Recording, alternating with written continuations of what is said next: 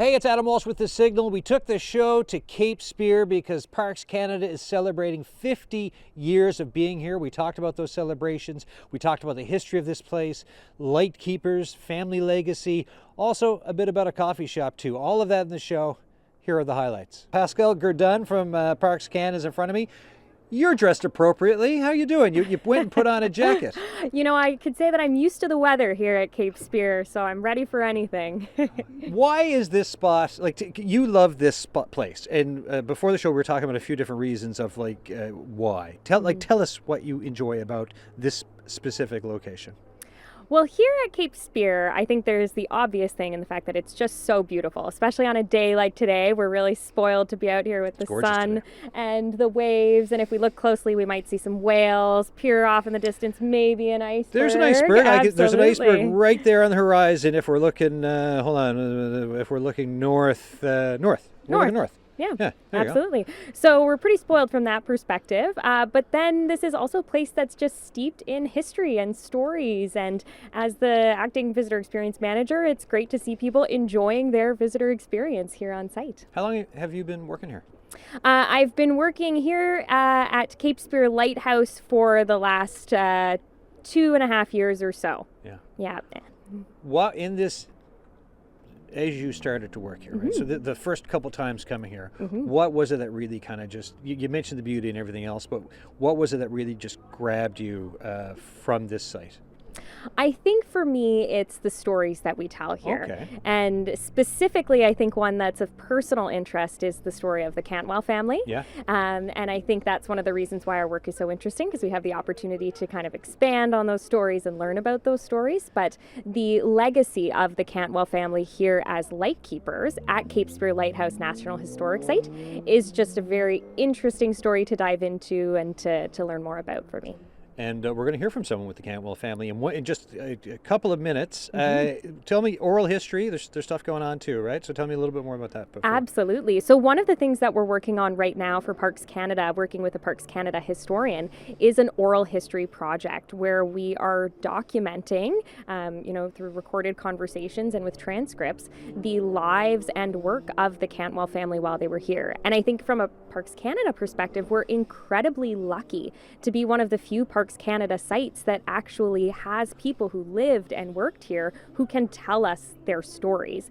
And so it's such a privilege to be welcomed into someone's home and to be welcomed for tea and to hear about growing up at Cape Spear and working at Cape Spear. And so we're trying to document that so that we can put things on site that share that experience with the visitors. Yeah, and with the Canwell family, right? It's 50 years of Parks Canada here. The That's Canwell correct. legacy is much longer than that. Absolutely it is. Yeah, so we're celebrating 50 years of this as a Parks Canada administered place, but we're talking about stewardship. Parks Canada have been steward for 50 years. The Canwell family were light keepers for 143 years, and they have been strong supporters of the site before and after that. So it's an amazing legacy, and we're very, very lucky to be a part of that legacy.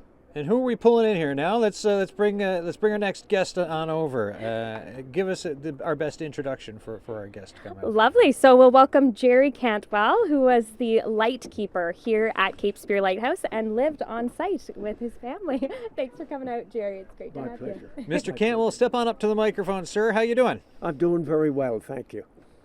I was looking. So we're at a coffee shop, right? Cape Spear Cafe, the most easterly coffee shop in North America, as they say in their advertising.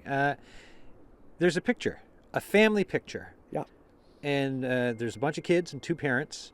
You are in that picture as a child. Yes, I am. You sent. There was sometime in the 60s. Tell me about family life with your folks living in a lighthouse at Cape Spear. Well, family life here was exactly what it was. It was our home. This cafe is our home. In our second home, first home was in the old lighthouse, and but this was our second home, and we lived here for 20 years. Yeah. And our family life was typical family life. My family still speaks about this as being home. Yeah. And it's still home to us. And Cape Spear is still home to us, you know. Yeah. So family life here was the same as it would be for you if you lived in the city or anywhere on the island of Newfoundland. It would be exactly the same as being your home. Yeah.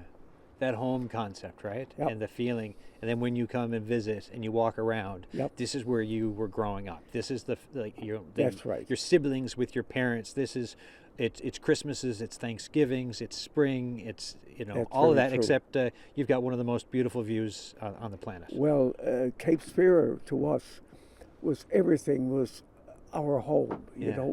was our home. And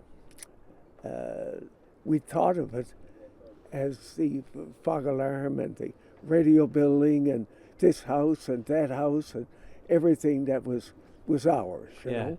And that was because of we were all born in the old lighthouse. Well, born in St. John's, moved into the old lighthouse as such. And when you do that, it's like going home. Yeah. And that's what you remember, you Yeah. know, that's what you remember. Over time. Why did you want to become I know it's the family legacy, right? Yeah. But my understanding is that your parents weren't keen on the kids any of the kids being a lighthouse keeper, yet you went on to do that. Why did you want to do that? Well,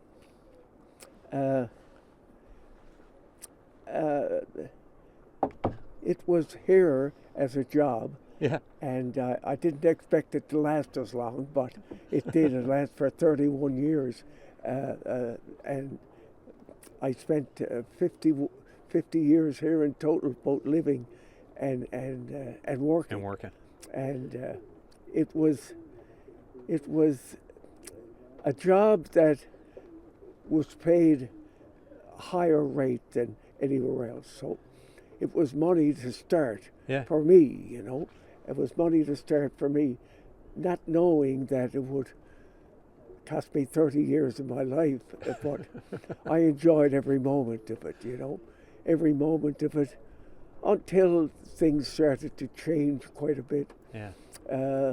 Light stations didn't become light stations anymore. They become a place to put in your time, you know, Yeah. and serve your time. After 72, light changed dramatically. I went from mechanical to electronic, and that was the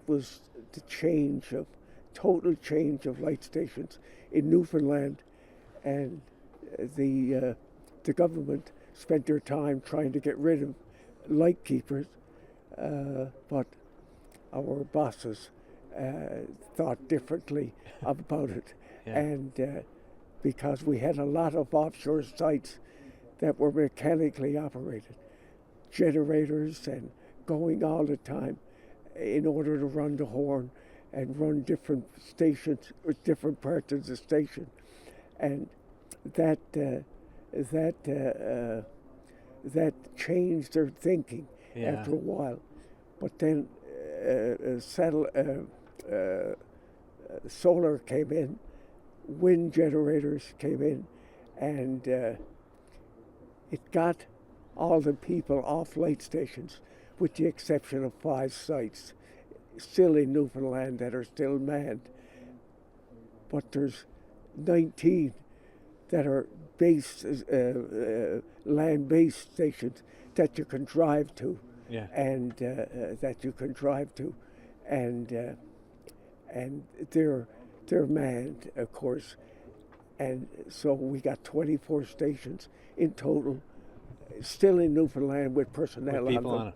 And that's much the chagrin of much people that they just didn't get rid of light keepers. I just think it's thinking of the role of a light keeper, right? The vital role of when you look at the map for Newfoundland and Labrador, if you look at where like shipwrecks were, right? And then you know there are people here with the foghorn, with the light over all those generations, keeping folks safe, being the ones here, you know, you're living here, you've got your life, your family, your Christmases and all that, and through that whole time, Yes. you're a beacon of protection for ships Yes. in such a vitally important harbor and Yes. part of the country, and back before Newfoundland was part of Canada. And what are your thoughts on that legacy of all those years of keeping folks safe and being the warning? Well, like I said, it was a job that you had to do. Yeah. It was a job that you had to do as such. And anything that was involved with that, whether it be a shipwreck or not, we never had a shipwreck here. And in my time, you know, or in my father's time, who was here for 38 years himself, you know, and who was here working for 38 years himself. And it became something that you had to do, and you just took it as natural to do, you know. Just like making your bed. Yeah, you just did it as natural. You would have to go start the foghorn down there. It wasn't too bad when it was here to walk down there, but when you had to walk from the old lighthouse down there in a storm or whatever the case might have been, then it was different. Yeah. But to those people, that was normal. You know, that was a normal state of affairs in order to keep working.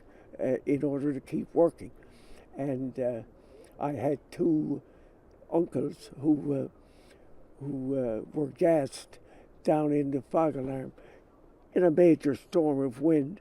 They couldn't get out or anything, and it was pretty stupid to be in there with the doors closed anyway, you know. And one fella died, the other fella survived, you know. Yeah. And but that was the way it was. You just took that as normal, and he just passed away, and he was forgotten about. Like, forget about him. My other uncle lived to be reasonable age, as we look at age now, and or then, and we look at the time then, but it was all part of your work and work conditions that you had to do at the time, you know. And but in 1970, which I was saying, late 60s, early 70s, things changed drastically. Change over 150 years. It goes from power coming in, power coming in, hydro coming in, and my father said that was the end of light stations, in his opinion, you know. And over the years, that's exactly what happened. Things change as things go, you know. As you grow older, things changes in your life, in my life, in his life, you know. So it changes as such, but you don't mind it because it's gradual evolution of time, you know. Stuff moves along, right? That's just life moving along, you know. You know, time, no electricity here. You talked about the changes with light keepers, right? You talked about the changes in your time, and I'm here talking to you, looking at notes on a smartphone, right? That's right. With Signal Hill just across the way there. That's right. And we're remembering your family and your legacy. Mr. Canwell, thank you so much for coming here today for this chat. My pleasure. It's been a pleasure meeting you, sir. My pleasure. Thank you very much. All right, folks. So, you know, let me bring Pascal back into this conversation here because it's oral history, right? We're talking the legacy of the Canwell family. Jerry Canwell there, 97 his last year, right? What are some things you've learned as well, like from the oral history? Tell me some of the stuff that's being compiled around what Mr. Canwell was talking about. Absolutely. Well, some of the things that we're really focusing on is actually capturing the voices. So not just of Jerry, but also his siblings who were part of this oral history project. So over the course of the next few months, we're actually going to be installing audio posts on site. So essentially you crank the post and it will play a recording of a Cantwell sibling telling a story about their time at Cape Spear and kind of weaving those together with some new interpretive panels smells, and really bringing those stories to life on site. Hopefully, that's the goal. You got some good app potential there too, right, for the audio side of it. But I'll just throw that out as an That idea would be for down the fun. I road. got the suggestion Right, locked there you in. Write that down. Write that down. I will talk to you because we got.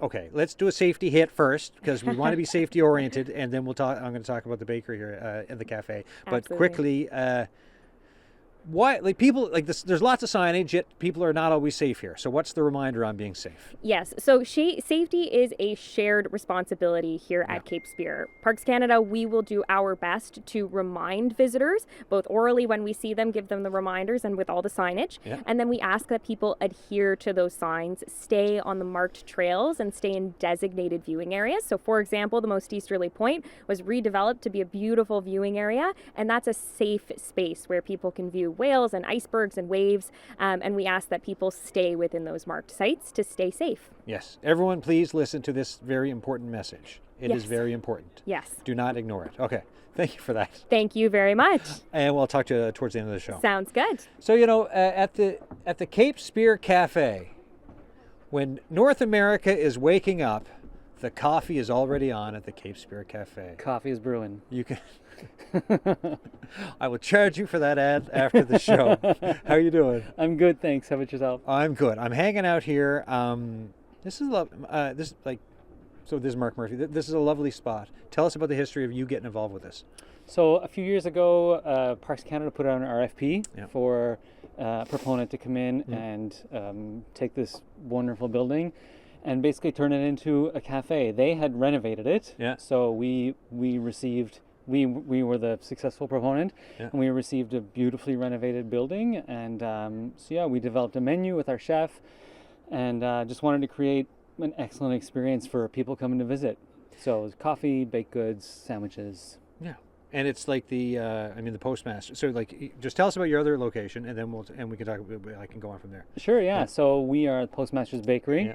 We're in Rollins Cross. Yeah. It's a small artisan bakery. Artisan breads, all kinds of baked goods. We're the only Roman-style pizzeria around. Again, there soup, sandwiches, and so we have our chef Brittany is our sort of our executive chef over all our company, and so together with her we developed this place as well.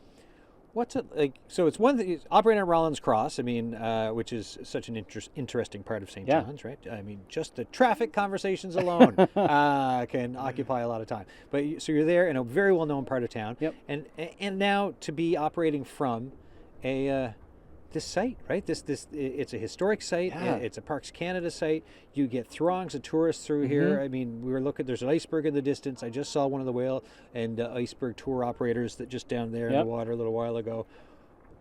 Interesting spot to be operating out of.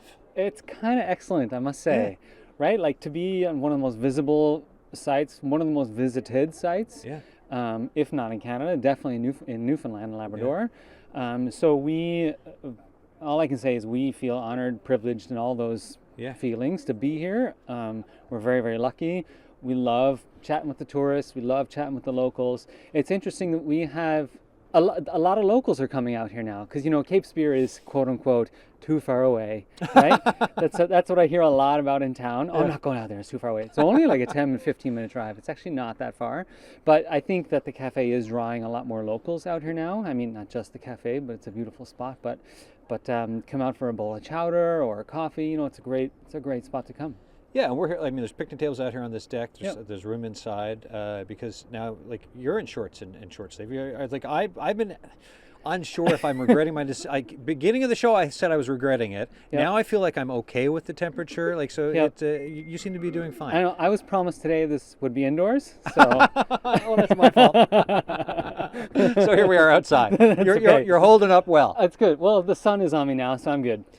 Business-wise, how do you how's business going with folks stopping in? You're tracking it. How are things looking? It's sales are up this year here at this site so far. Yeah. We're delighted. We've got a great staff out here, a lot of new staff. So we've trained really well, and traffic is picking up, and we know that traffic will really pick up once school gets out. Yeah. So, everybody's sort of getting their feet wet and everything in here now. And once the end of June comes, we know it's go time and our staff needs to buckle up. Right. Well, Mark, thank you very much for this. Pleasure. Thanks for hosting us today on your deck. Much anytime. appreciate it. Anytime. And I'll catch you inside where you'll be warmer. Thanks.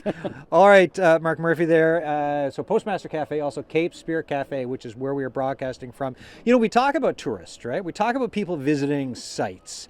And I believe Arlette Lazarenko has a couple of folks lined up to talk to us today. So folks, Arlette's job when we do these shows, she runs around, talks to complete strangers, and then convinces them to come on the radio to talk to us. And Arlette is very good at this job. Hello, two people in front of me. How you doing? Really well, thank Hello, you. we're doing awesome. All right, so introduce yourselves. My name's Jim. Susan, we're from Camrose, Alberta. Welcome. Thank you. Yeah, thank you. So my name's Adam. Nice to meet you. Nice to meet Nice you. to meet you. Why'd you come here? Always wanted to, we're retired and Yeah. we're trying to see as much of Canada as we can. We've always wanted to come to Newfoundland. Okay. Last year we got to get to Nova Scotia Right? and we were And- just in Quebec City. So And we've just arrived here last night. Last night. and we have- Arrived last night. yeah, so we had this glorious morning here, Yeah. and then we have 10 days on the island here to Excellent. explore and photograph. And you're dressed appropriately, unlike me. We This are, is yeah. like good job. Yeah. The sun fooled me. It is a gorgeous day, but how are you finding the wind off the water? very brisk, very brisk. Very brisk Yeah, is a yeah, good way yeah. to Yeah. describe it, I think. Yeah. So Cape Spear, you've been walking around. What's the initial take-in from Cape Spear here? It's phenomenal. It was glorious. When we arrived, there was still a bit more sun. Yeah. The cloud cover wasn't so much. There was Yeah. unbelievable Yeah. color on the water, Yeah. and so I'm And really the looking- rocks. Yeah. The really rocks looking are amazing. No forward shortage to- of rocks. No, No, not here, no. there's- No. What are you because, doing for the rest of your time, or what's on the agenda? we- Couple more days in St. John's, and then we're off to Twillingate and Bonavista. So we're hoping to see some icebergs. And some whales. up in So Twillingate. Twillingate, from what I've heard, here's a Newfoundland expression for you. It's maggoty with icebergs right now. Maggoty. Yeah, so Awesome. maggoty with icebergs. The icebergs are just littered out there in the water. So it's a Sounds- great time. Sounds perfect. All right. Sounds perfect. And so Yeah. do you got a rental? How are you getting out to Yeah, Twillingate? yeah. We do, Okay, yeah. rented Oh, good. rented Yeah. vehicles. We drive Yeah. up there and stay for 5 days up Yep, there, and then Bonavista for a few, and then back to this area again. Yeah. but just really this already this morning, as I said to Susan, that Doesn't get this better. already exceeds what I was Amazing. expecting. It's just very, very beautiful. Now, when you're driving into Twillingate, be on alert on the left, right? So you go across Yep. the causeway to drive in.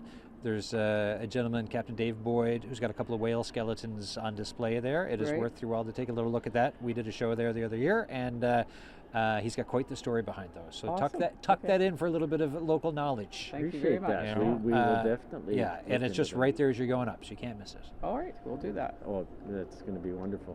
And when you leave here today, what are you doing? Witless Bay. Yeah, great. Fairyland. Great. Maybe St. Vincent's. We heard there was whales there. So. All right. We have just recently read a couple books by Alan Doyle, And Rick Mercer. and Well, so we have to go to Petty we have Harbour. to go to Petty Yeah. Harbor. I mean, and don't be you never know where Alan Doyle can pop up, right? He's around. That's Like around it's somewhere. he might. I could turn around. He could be behind me right now. So don't be see him, surprised if he's but, there, he right? could He's be, probably got a yeah. guitar in hand. Yeah, no, I said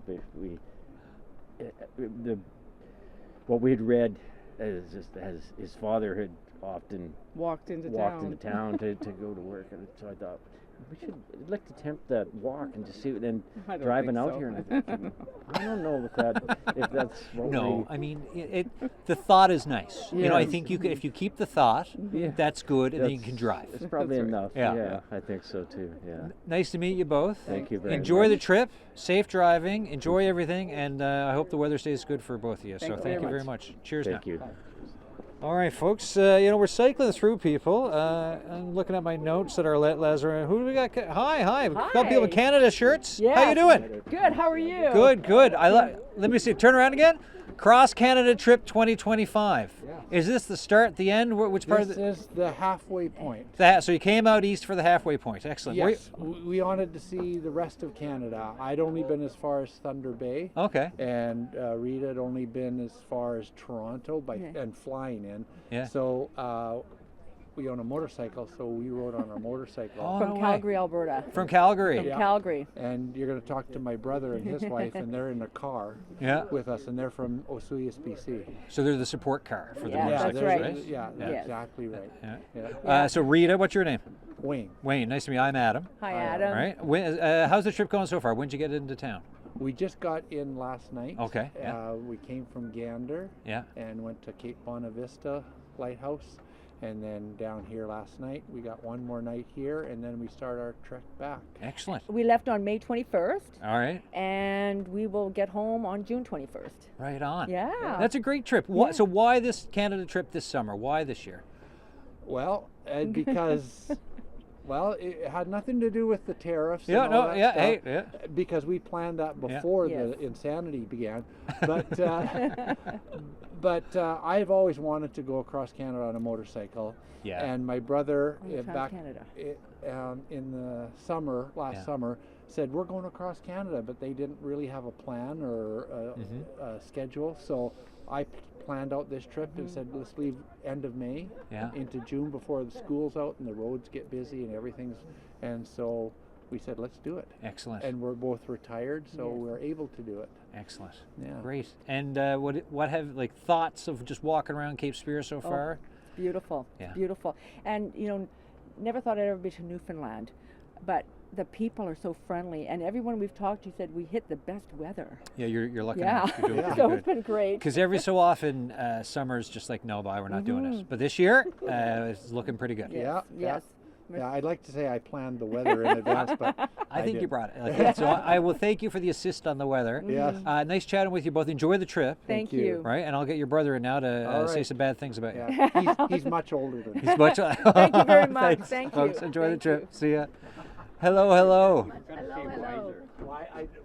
All right, so we're talking the left coast, hey? BC, is it? BC. You bet. Yeah. So what's it like on the right-hand edge of Canada as opposed to the left-hand edge? It's very pretty, very pretty.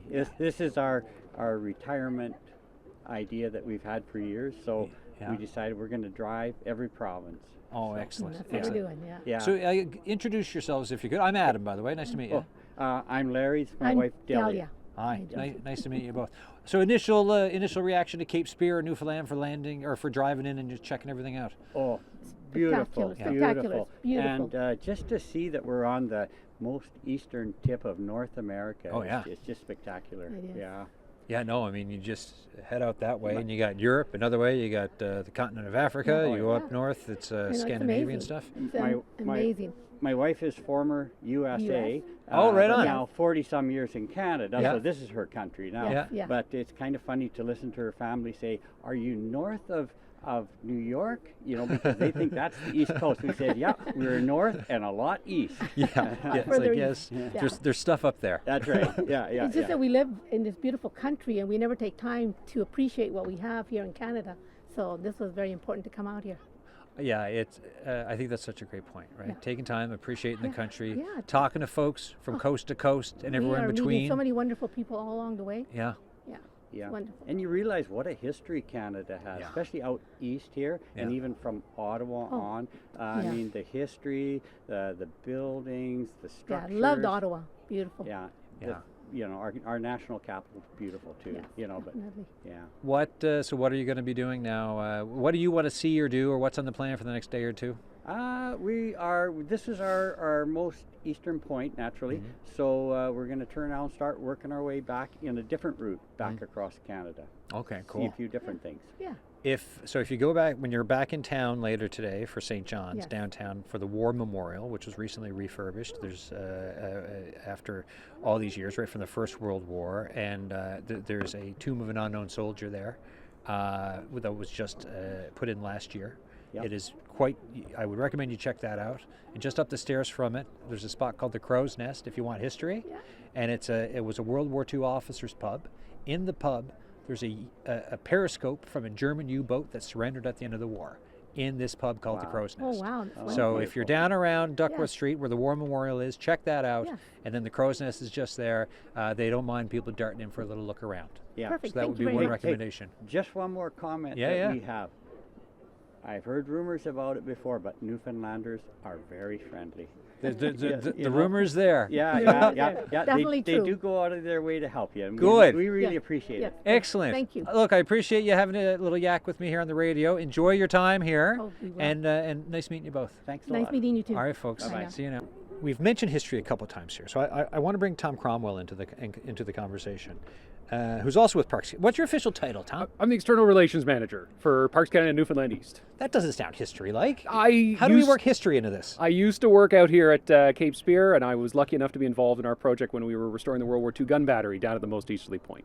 All right, so the World War II gun battery. Anyone who's been to Cape Spear should know what we're talking about. What are some of the things people have called that area over the years? Because I think a lot of people don't quite know what it is, except that it has something to do with the war. Yeah, I think a lot of people call it the dungeon or the jail. I don't know why you'd put a dungeon or a jail way out here, but that's actually what's left of If we're going to put a jail anywhere, Kitty Vitty Lake is where that jail goes. I don't know about that, but the what we have here on site is really the kind of last physical remains of an installation that was known as Fort Cape Spear. Yeah. And it was one of the different sets of defenses that were built for St. John's. I think it's something that people living here or maybe from away don't really think of top of mind, but St. John's and the island of Newfoundland was a really critical strategic location during the Second World War.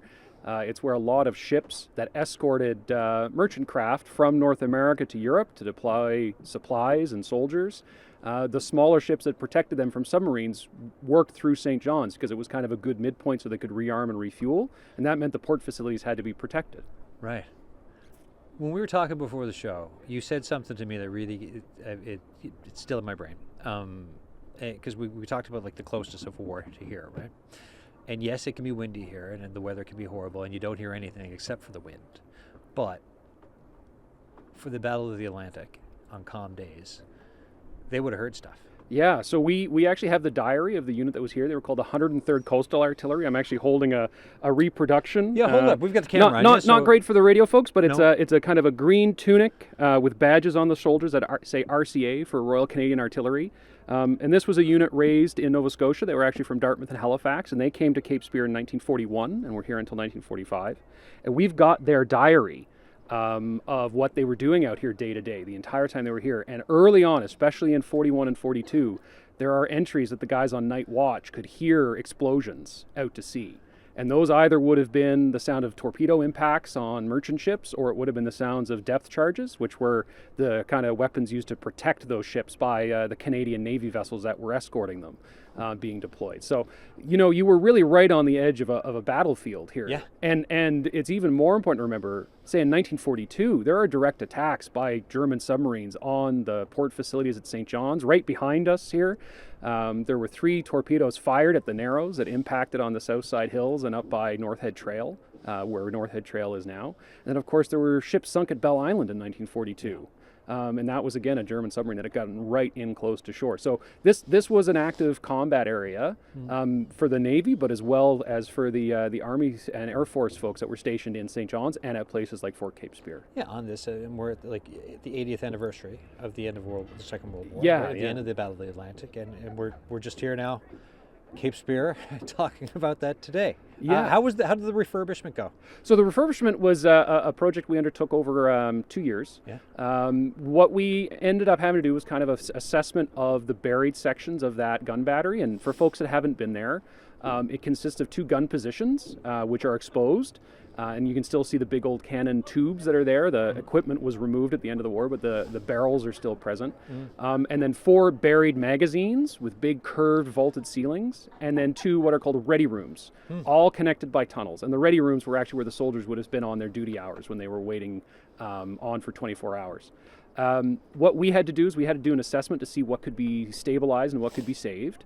and then what was going to have to be replaced. Because what we wanted to do was make sure that that facility was something that we could reopen and share with Canadians and visitors to Canada for years to come. Because it is a kind of a interesting touchstone to part of Canada's role in the Second World War that we don't necessarily think of. Yeah. So it involved removing the material we couldn't save. We did an archaeological assessment to see what we could find as the work was being done. One of the really neat things we found was a pouch from one of the guys that had been doing the concrete framing. Right. We found it had broken and he had thrown it into the concrete mold and the concrete had been poured over it. So that's kind of one of those neat little things you find during that kind of work. And then we poured new concrete sections and we actually colored it slightly differently. So when you're inside, you can actually see what are the original sections and then what we had to replace to make it sustainable long term. That that kind of thing. I talk about this from time to time on the show. When you're in a place, and so that pouch, all of a sudden, a guy who's pouring concrete, so Second World War, yeah. Right? They're here, they're building things up, quite the time to be on the planet with everything happening. Pouch gets dropped all these years later, you've got it, and you just think of like, from that time, that place, what was going on with that person and that person's life. And then here you are with yours, living with your own legacy and being part of it, and then trying to have these acts of remembrance and history and everything else. I'm always fascinated to think about those things. Yeah, I mean, I think it's part of one of the things we do across the country at Parks Canada, at our historic sites. Yeah. And here in St. John's, it's kind of a period of time that was so different for everybody. You know, we're talking right now about soldiers that came from Canada to Newfoundland. But think how different that would have been for the Canwell family. They'd been out here for generations in a very private place, and all of a sudden there's 500 people from all over the world, because it wasn't just Canadians, there was also American soldiers and British. Cape Spear became a very busy place, but that extends all the way into the city of St. John's and across the whole province. There were hundreds of thousands of international servicemen that came through the island, and that really affected places like St. John's, Botwood, Gander, where these bases ended up being constructed. So, you know, that gentleman who was helping with the concrete framing, he may have been working at a place he'd never been before. He may have been from off island or brought in, or he may have been a local who was seeing his own home being changed kind of forever by the impacts of the war. Well, and yes, to mention, right, the Canwell family being here and seeing those changes, that work going on, and I'm just like pointing down to where the location is for the Second World War, and then I'm looking over right now across at Cabbat Tower, Signal Hill, and the Narrows, and then you'd have convoys coming out here, heading off to where the Battle of the Atlantic was happening, and where those explosions that the and I'll say men, because they typically would have been men down there, would have heard at night. And this is the vantage point for all of this that was happening. Yeah, and I would hasten to add to that too. I mean, there are hundreds of thousands of women from Canada and the United States that go over in nursing roles or in the various auxiliary units that were sent over. In fact, if you're talking about Battle of the Atlantic, there are a couple of occasions where there's very bad casualties when troop ships or medical ships going overseas are lost. So, but yeah, you're right. They would have had a very different experience. You know, they've been here for generations watching merchant ships coming in and out of the harbor, but now it would have been watching these warships going off kind of over the horizon, and you never really knew which one of those were coming back and which weren't. So how much do you love your job? I love working with Parks Canada. Yeah. We kind of call ourselves lifers. Yeah. I started as a student in Halifax in 2004. I've been working here in Newfoundland East since 2010. And I was out here at Cape Spear from 2014 until just 2 years ago. And it's one of my favorite places, but we're really lucky. We have lots of special places all over the island, all over the province, and across the country. Tom Cromwell, thanks for this. Thanks so much. I feel there's runners behind me. Are you the folks I'm talking to? Yeah. Come on over. All right. You know, I was wondering, I was like, where are the runners? I kept looking at the wrong direction, and come on over. You were expecting us to be running. That's true, but then, wearing the Cape to Cabbat bit it was helpful here for me. So come on up, introduce yourselves, if you could, please. Sure.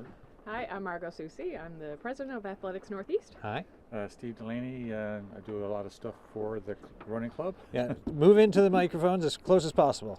Hey, I'm Daniel Conway, and I'm going to be the new race director for the Cape to Cabbat this year. So, Daniel, new race director. That's a lot of responsibility for the Cape to Cabbat. Tell folks briefly about this race. So I mean, the Cape to Cabbat runs from here in Cape Spear to Signal Hill. It's one of the, I don't know if it might be the only race in the province where you can actually see the finish line from the start line. It's kind of twisted that way. Yeah, it is. Yeah. It's, it's a very hilly route, very challenging. If you've ever driven out here, it's a bit of a long, tiring drive, even just driving here. So you can imagine trying to to run it. But yeah, we're going into our 19th year, I believe, of the race, and it's, October 19th, I think, is the race date this year. Yeah. Okay. Yeah. How many times have you run the race? I think I've done it 3 times. 3 times? 3 times, yeah. I've done it once. Once? 2. 2. Yeah, we planned that well. That's pretty good. So I've done it 4 times so far. It is, I will say, yeah, it is quite the race.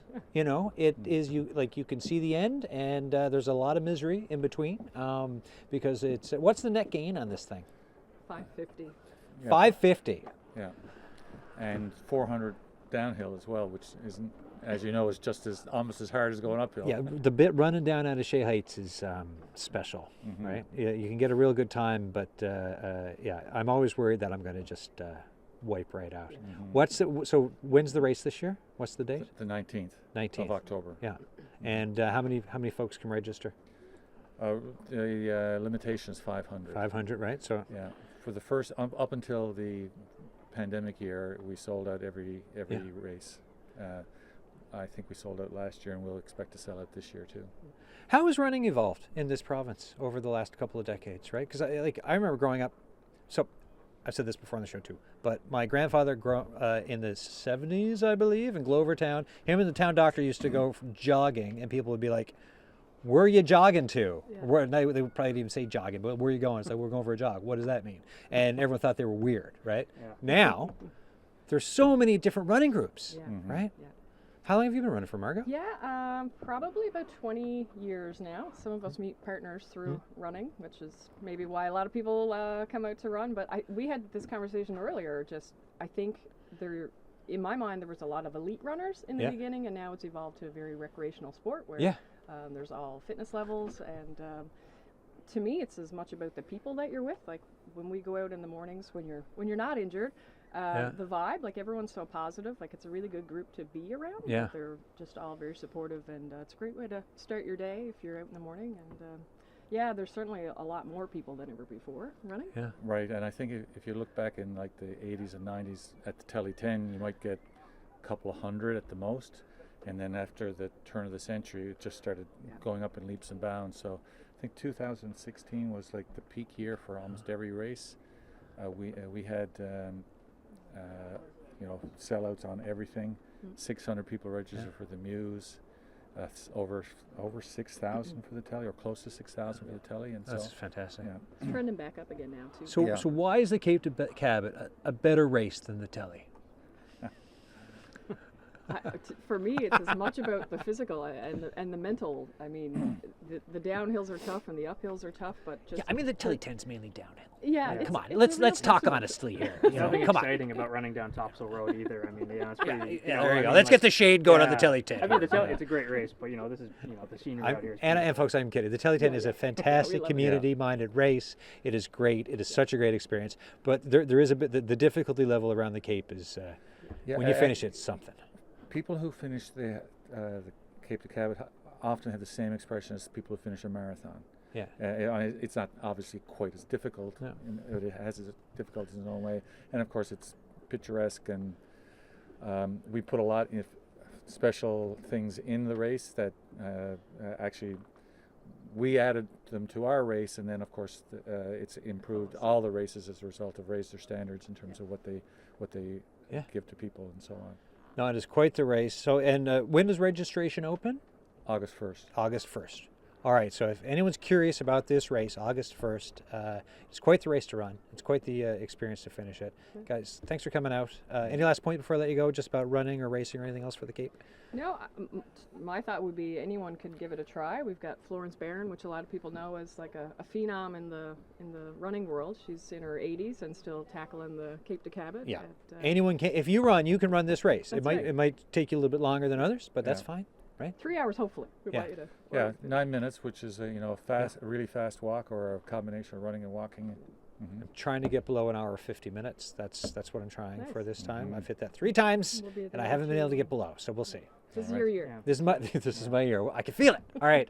Thanks for this. You're welcome. All right. So yeah, folks, the Cape to Cabot. I'll tell you, it is quite the race. We're going to bring in someone else now with Parks Canada here. And happy running and race organizing, folks. See you later. I'll get you to introduce yourself. Hello, my name is Mackenzie Woodfine, and I am currently the Visitor Experience Team Leader here at Cape Spear, and I also help look after the Ryan premises in Bonavista and the Hawthorne Cottage in Brigus. That's really cool. That's a lot of responsibility. Yeah. You're like, oh my gosh, That's yes, it is. great. I just realized that now. How long have you worked with Parks Canada? I've been with Parks since 2021. Yeah. And I started here once I graduated from Memorial University, and I headed Cool. up to Bonavista, and I've been there up until this year. So this is my first year here at Cape Spear. How's it going so far? Going good. Yeah. It's been super busy. We're anticipating a pretty high traffic year this year, lots going on, and it's been great to interact with all the visitors from all over Canada so far. I mean, so far the ones we've talked to today are really nice. Yes. That must be so cool, right? Like you're running into folks who just want to see beautiful things. People who even find like the fog beautiful because they're Yes. from non-foggy places. They're in a good place if they right? enjoy They're the like, fog, oh, it's for so sure. gorgeous. You're like, okay, sure. What's like the day-to-day like for you? Day to day, I get to enjoy a beautiful drive out through Petty Harbor There you to go. arrive at the site. Yeah. When I get here, usually we have a staff briefing in the morning, go over if we have any special activities, our tours, anything notable, we'll do that. And then we spread out. We have a pretty big site here, Yeah. so we'll have people down in the parking lot to greet you at our kiosk. We usually have some people roving around if you have questions. We have people conducting guided tours of the site, and then also we have people in our historic lighthouse as well. You said you're new here. What's your favorite from since you've started working here? What's kind of stood out for you as your like the favorite bit of this site? That's a good question. I have a few favorite things about the site so Okay, far. Yeah, sure. so I'd say the first one that I enjoy the most is probably the environment surrounding the site. Yeah. We have great views here, absolutely spectacular, especially at the easternmost point. And down there also, one of my favorite things is that I get to watch the wildlife. So we have all the seabirds and whales down there.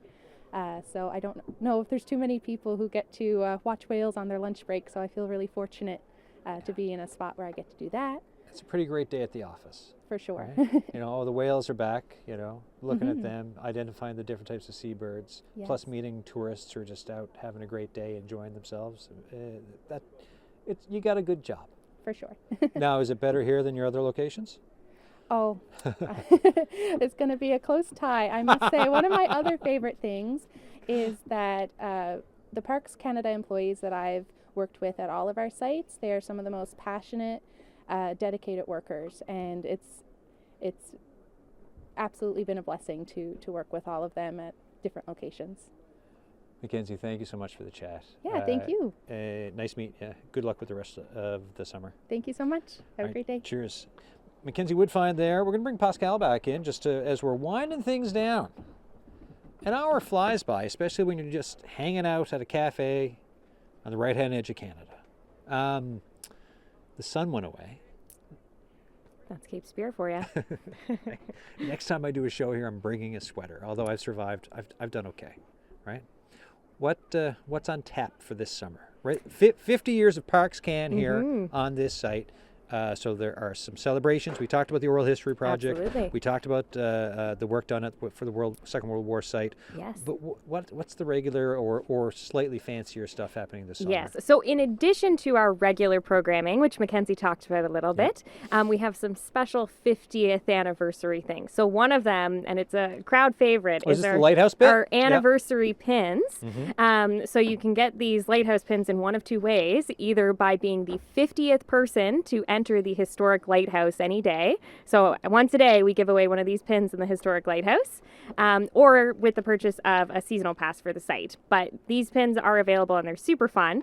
And then the other thing that we're launching this year in relation to the 50th is our Cape Spear Facebook page, which is really exciting for us. And that's where we're going to be sharing a lot of news about any special events or additions to the site over the course of the anniversary this year. So is there like a number clocky thing for the pin game? Like, can I run in and out a few times, or how do I make sure to? You might have to have some costumes to trick the staff into it. Oh, so you they're have to be a pretty different good. person. Well, we'll see. I guess we'll cross that bridge when we come to it. But All right, you well, can I test mean, out the we'll staff. game See, on after the show. We'll see what happens. Absolutely. If I run People under, like, lining up in the morning 34, to go in the 35, lighthouse. just to get in for the pin. How do you like? for your summer, what else are you doing this summer for Parks Can, like for your job here?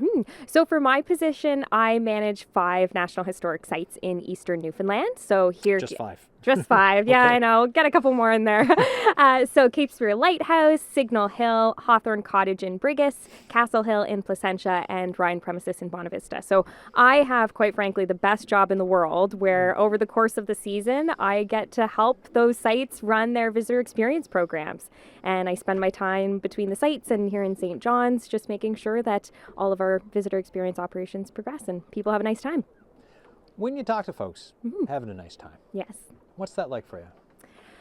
I think for me, it's nice to see all of the work that we do in the background produce something that they are enjoying, and to be able to talk to visitors who are coming sometimes from all across Canada, from all across the world, and sometimes they've wandered into one of our sites and they didn't know it was there, and it's just a happy accident that they're having the best time ever. But often people have very personal connections to the places that we are protecting and presenting to the public. And so being able to have those conversations to me just makes me feel very, very privileged to work here, very proud to work here, and really enhances my experience and hopefully theirs as well. Pascal, thank you so much. Thank you for having me. Thanks for having us here today.